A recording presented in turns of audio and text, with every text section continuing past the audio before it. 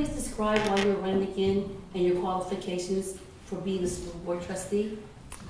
Well, I think that I am really well qualified to be on the school board because I'm the only member on the board who really has worked in the schools in the capacity of principal or school psychologist and has turned around my own school. And I've done the things that I think should be happening in our district.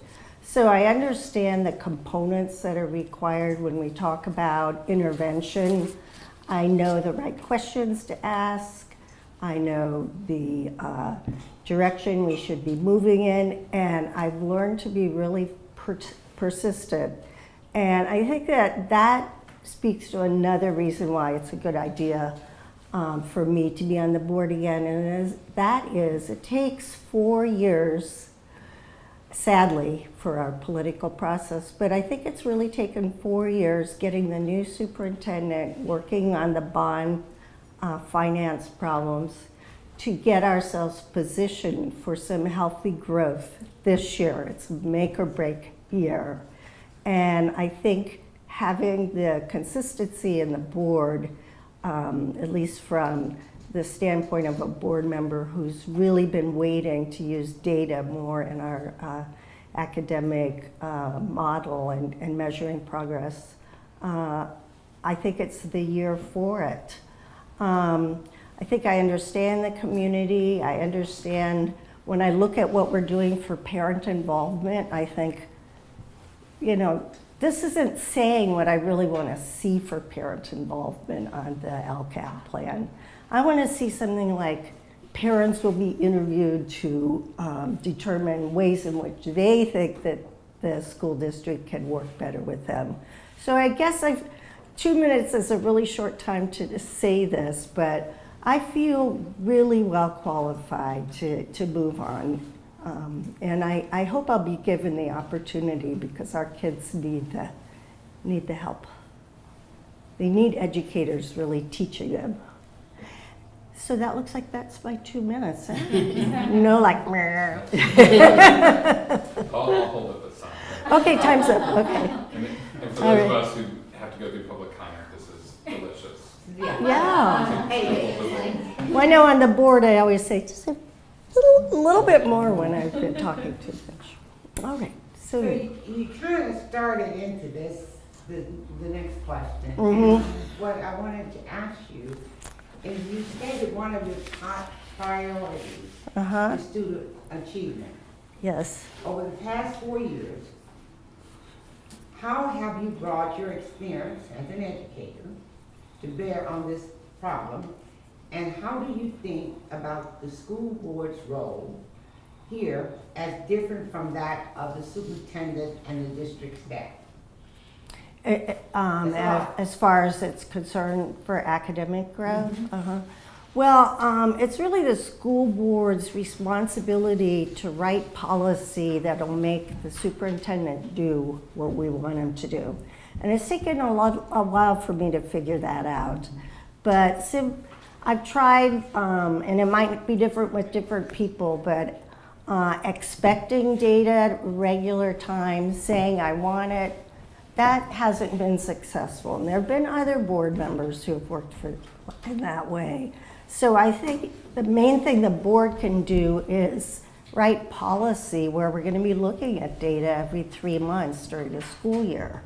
And I think that there are some underlying issues that will have to be addressed along the way, but right now we have to be measuring our students' learning because we don't know if the teaching is actually effective unless we can do that. So for me, the next step really is data and making sure that our teachers have the skills to improve, work to improve our students. And partly, there's actually been an excellent piece written in your website about now that we've given the teachers the raises, what should we do to ensure that they're going to be having more of an impact on the kids? And one of those parts is changing the evaluation, changing the observation form, working with teachers to make these parts, critical parts of the process more meaningful, because we have to start looking at our teachers in a way that's more relevant for their job. A lot of these evaluation methods have been written long ago. So that would be my first step towards improving teaching and learning. Also, so I want to ask the next question. You state improve disciplinary processes as another priority and that you'd like to see stakeholders more involved in the process. What barriers have you encountered as a trustee to make sure that stakeholders are more involved, and what more can be done? Well, I think that I really pushed the superintendent to have a task force, because I knew that we're going to have to involve stakeholders to make changes. But I think even though we have a broad coalition of people from the community and from the schools, we don't really have, that alone won't serve as a vehicle for getting the input from parents and families. We have to go out for that. We have to go out to where people are and have meetings at different times. But when I say discipline and improving discipline, really what I want is the teachers to be disciplined not to suspend. That's it. That's how, you can actually say suspension is discouraged and have criteria that principals need to report before they do suspend to show what else has been done. So I think a lot of it, as with so many things in education, involves changing the adults.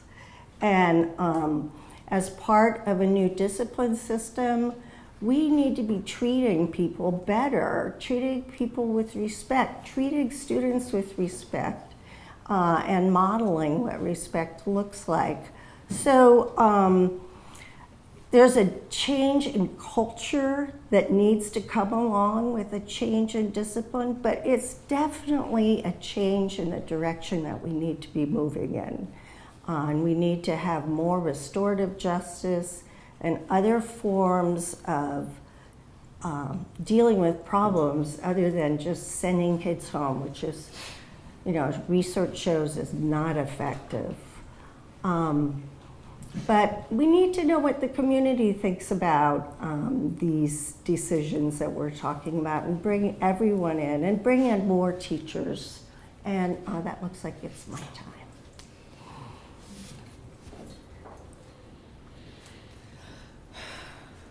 Hello. Hi, Tamisha. I was trying to guess who would talk. Yeah, it is me. I have a question. So, after 4 years of serving on the Board of Education, what do you believe are your greatest successes, one? And how can you yourself improve as a board member? Okay, so hands down, my greatest success and my proudest achievement is the teacher raise, because I think teachers are the most important part of the educational process, and it's what happens between teachers and students that matters. Our teachers were really undercompensated. So I'm very proud of that. I'm very proud of the work we did with the bond program. I was on the subcommittee that worked with the forensic audit, and although there continue to be issues that come up with facilities all the time, it seems to be the nature of facilities program, we are following better procedures to make sure that we are having an organization that can't create so many problems as it did in the past, more safe mechanisms for signing forms, making sure the right people sign them, checklists. It's a lot of organizational skill. Hiring a new superintendent was another achievement that I'm proud of. And I think working with a superintendent is an art and one that school board members develop over time. I think that I'm in a place right now with the relationship with the superintendent where I know where to push and where we're going to move next. But that was a proud moment, and getting a superintendent who was so aligned with our district need for greater collaboration and trust building. So that's it. Oh, for my own personal, I even wrote that down. Well, I'll come back to that because I have thought about that a lot. I always think about that a lot. Yeah, hi. Hey Liz, I've got your next question for you. Okay. Derek. Effective board leadership requires listening to the community, reaching out for counsel on important issues, and taking bold actions and positions in the face of opposition. Can you share examples of those leadership skills in your own life and work? Okay, is that written down in one of the questions, or? No, you want me to repeat the question for you? Or? Yeah. All right, so basically 3 different things. Effective board leadership requires listening to the community, reaching out for counsel on important issues, and taking bold actions and positions in the face of opposition. So 3 different branches I'm asking. Can you share examples of those? Oh, okay. So I do feel that I listen to the community, but I think that that is an area where I could improve. But hearing what the community says and relying on not only the comments that you get in the board meetings, but in the community is really important. So I think I listen to the community on, I have to think about a time when listening to the community really had a big impact, but it could have been when we declined to put a charter school up at Adams because people really, really didn't want that. And I think it was the voice of the community that turned on that made that turn. And then the other one was reaching out for counsel on important issues. Yes, well, we do that probably though more often than we need to in the district. It's hard to know, but it feels like we are talking to council a lot. But I do know when to do that, especially when it was my responsibility as part of the Clay Commission. I worked with the lawyer. And then taking action. Bold actions in the face of opposition. Well, I do that a lot. I've been more of a supporter of student choice than some board members, and I haven't been afraid to make that known and take bold action in that area. Bold action with the facilities department was something that we did, and I believe that there were a lot of things that happened with our previous superintendent that led to his retirement that would constitute bold action behind the scenes. Bold action, though, isn't really, I'm one of 5 people, right? So it's not me and my bold action. Thank you. Only, yeah. Okay. Hi. Hi, Ada. My question is, when we look at the current makeup of the board, you are one of the 3 white trustees from El Cerrito. In all due respect, some community members are arguing that it's important to prioritize diversified representation of the one country concept school board. How do you define equity, and how might you reassure the broader community that you are as capable of advancing educational equity and excellence for all the students in the district? Okay, well, I think it is wrong that we have 3 people from El Cerrito, and I think we're going to be changing that soon. So we are fully intending on going for area voting. And it's been wrong to have so many people from this one town and area, and it's possible that in the past there were more things done for El Cerrito, particularly with facilities. Oh gosh. Right now, the maps that we're looking at are not only addressing the geographic, having people from different geographic areas, but from different ethnic groups. And I think it's really important. I really think it's important that there's representation of people on the board who understand what the parents and families are going through. And how they've been treated. They know how their groups have been treated. So it's important for that. I don't think people who are born white don't necessarily have that ability to try to learn how to really listen and respect people and understand their culture in a way to help. But it's not the same as being from the same ethnic group. So I can only say that I try to compensate for that by my knowledge and expertise in schools is really irrespective of my ethnicity. And I have a proven track record of helping kids and helping a school to really improve dramatically through data focused instructional practices. Thank you. So, during your tenure on the board, education funding for California school districts has increased dramatically, especially in districts serving underserved communities. Yet there's this widespread talk across the state of likely district bankruptcies. What drives these concerns, and do you believe that West Contra Costa is at risk of bankruptcy? If so, what can we do to avoid it? Well, we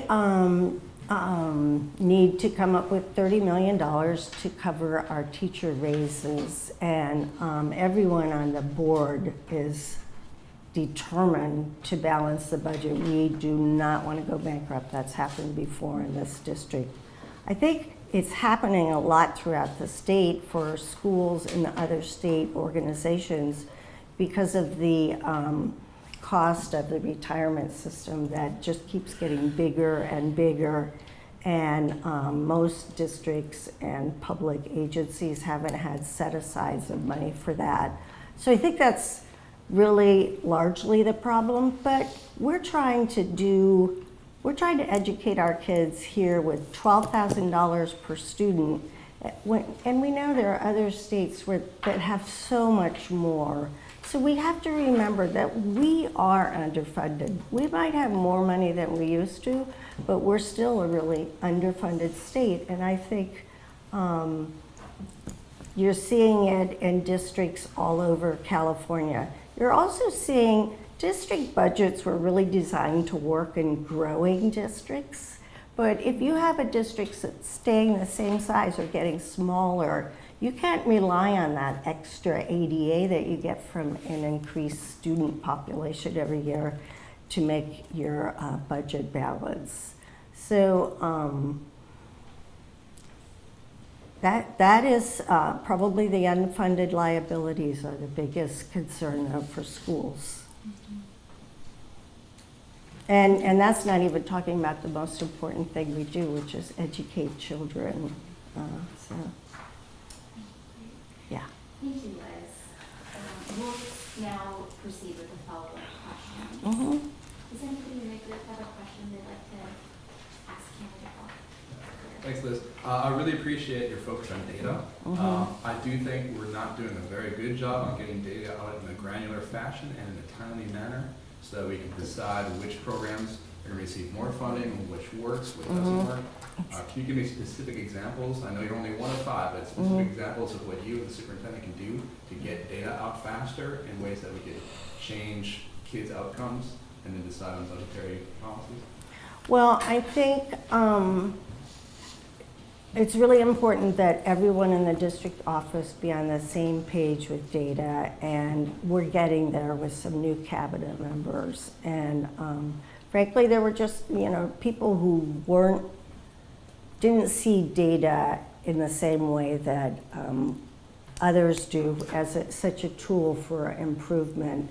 So we need the heart to do it more than anything. And we need the superintendent who was hired to be collaborative. We need him to say, now we're doing this. There are 3 things that I expect this year, and you can decide everything else at your school. So you're going to collect data, and ideally we would all be doing a data that's already been normed to be similar to the SBAC. And that's been part of the problem. So we have to, select consistent instruments that we'll consistently use. And then board policy is going to dictate that we look at the data. We should even put it on the calendar for our meetings throughout the year. Because I have to say, it's been frustrating to not be further with data. I've been talking about data. Anybody who's heard me is probably tired of hearing me talk about data. But that's why I've decided that really board members have other ways of making change other than just relying on persuasion. And I think the superintendent's lined up to do that now. But we need to look at data. Also, teachers need to be given time to look at data together to discuss what's working and not working with their teaching. Yes. Hi. You mentioned earlier that one of your greatest successes is that being able to give the teachers a raise. Mm-hmm. So can you explain to the panel in reference to other economic challenges that the teachers face, what have they done in reference to servicing the kids, in particular closing the achievement gap when it comes to underserviced kids, that merits their, in your opinion, that raise? Well, if we were doing merit-based raises, we wouldn't have made a raise in the same across-the-board way. But I think ideally in the future, what I would like to see is higher paid teachers and more professionalism in the job and more training so that we have teachers more like in other countries like Europe where they're highly trained individuals who earn more as a result because it's a trusted, respected profession. So how could we give raises to teachers who aren't moving the dial on these kids? I just think it had to be done regardless of that now. I think it would be important to build some things into the teacher contract to have, we give a raise, teachers give us something. So that's what we're working on right now. But I think teachers want a lot more than money and need a lot more than money to teach better. And some of that's going to be professional development. Some of it's going to be more time for collaboration. And then there needs to be an expectation that the students will improve from where they started at the beginning of the year. Not every teacher can have all the students above grade level in 1 year, but we should see students making progress. So it's time to really, talk about the specifics so that in a way that's not threatening and in a way that everybody's doing it, it's okay. You spoke about community and listening to the community. And one of the accomplishments you said was that you heard the community was in terms of the Adams decision not to allow the charter to move in. And then you spoke about community in terms of equity, in terms of the question about really white folks from El Cerrito. How do you define what is the voice of the community? Is that based upon a percentage of your student population or your adult population? because you could have, you know, a group of people, 20, 30 people come out. Then one would say, that's the community. That's not the community. The other people may have not for other reasons. So how do you try to get to those people who have not come out there and shouted you down? Well, you can't just go to scripted events or celebrations in the district to see the community.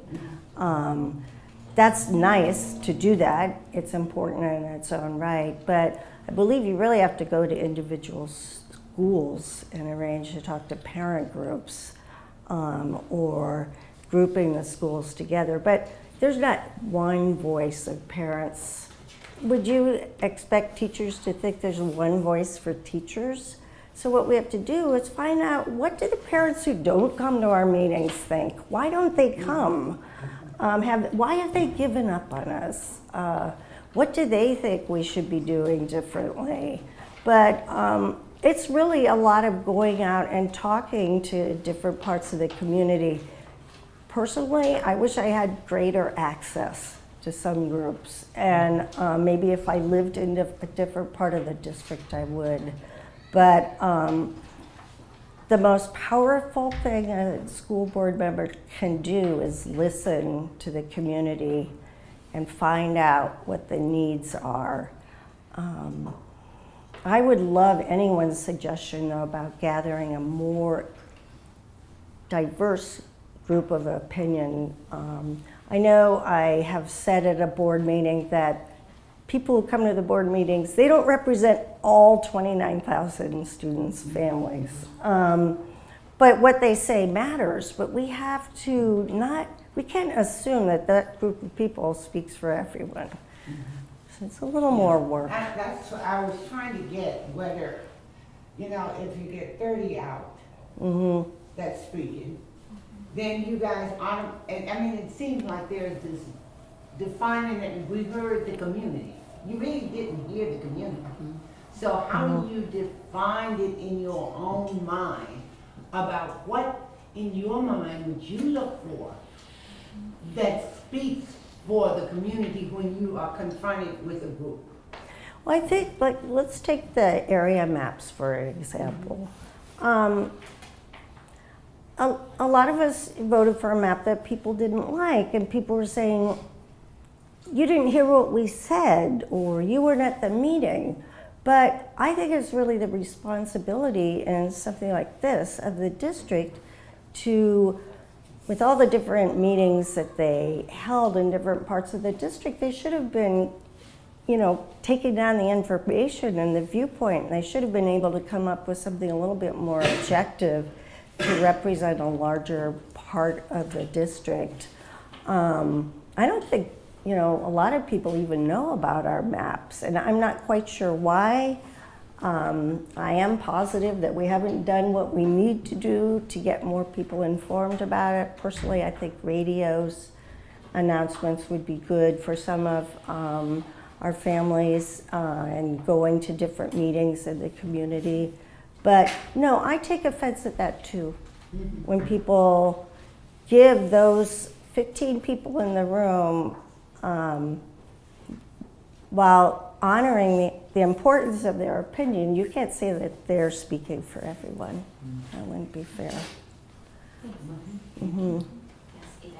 Ms. Klaus, based on your experience, the time you have been working or serving in the district, and with all the knowledge of the issues that we have, the lower academic rate, the lack of teachers, the poor engagement of the community, that's part of the big issues that we have.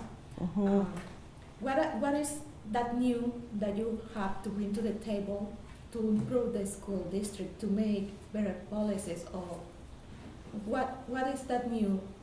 Right, what's the difference going to be this time? Yeah, well, you know, in a way, we should all be fired, right? Because we didn't bring up the student. The students didn't make growth. Can an organization, though, as large as our school district, really make transformational change in 3 years? I don't know if that's possible. Unfortunately, it does take more time, but our kids are in crisis and they need more time. So what am I going to be doing this differently? We have come to the place in time where everything else is in place and we're going to push forward on academics. Now, if we have new board members, they might not know where that we are on that. They might not know that we're on the precipice of doing something.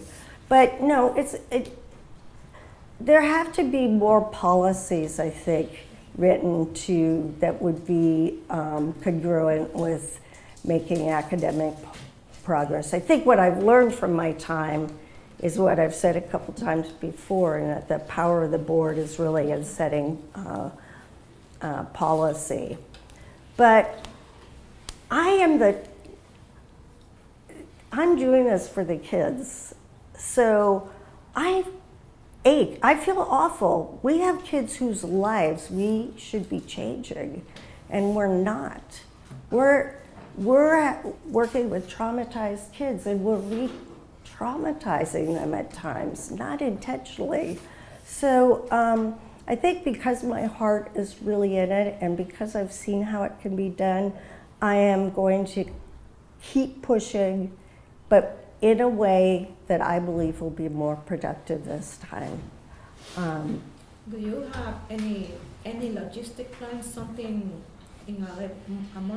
something organized to bring to the board something new? I mean, we all have the heart to work, but honestly, with love is just Right. not enough. Love We need won't rules, we teach you need to read. measures on that. Yeah. And that's what I wonder, what do you have to Well, school boards that are in districts where there's academic improvement focus more on academics at meetings. So there's more conversation about academics. And I don't know if you hear me, but every time we talk about teaching and learning, I say, here we are, we're talking about what we're supposed to be talking about. So I think the degree, and we have a board right now that's pretty much lined up wanting to work on student achievement with data. So I don't think there's anyone on the board who would stop us from doing that, but we have to find the most effective way to improve academic achievement. I think sending people in the district to different districts with similar demographics that are doing better. The challenges that we face aren't new, and people have faced these challenges and been successful with kids in other places. So I guess I know what doesn't work. We have time for one more question. Hi. I guess statement first, there are already new members on the school board. I guess my question is, do you believe that political aspirations could get in the way of a school board's ability to improve academic achievement and parent and student engagement? Yes, it can, because it can take someone into the realm of wanting to make parents happy or be the hero for a reason other than focusing on academics. And so I do think we have people who've been on the board who are in the assembly, Tony Thurman. I think it can be done, but you really have to be careful, because you're not there to do what's best for you. You're there to do what's best for the kids. And that's a clear example of something that's very oriented towards the board. But when I came on the board, we had board members who thought the district was doing great. The district was just fine. And there has to have been a feeling that the kids couldn't do any better for them to think that. And we would have our little boutique programs here and there that look really good, and everything that came up on the board that as a presentation was, that's so great, we're doing such a great job. So now we have board members who are more honest about what's happening. And that is something that's of critical importance. We didn't have that before. We do have some problem with dynamics on the board. And I'm trying to learn from that, as we all are. But personalities shouldn't be the most important thing that you see when you come to a board meeting or talking at grandstanding. We should be focused on the kids, and it's only the 5 people together who have any power. Single board member, doesn't have power, and that's congruent with not running for office. Yeah. Liz, thank you so much for your time with us. Yeah, thank you.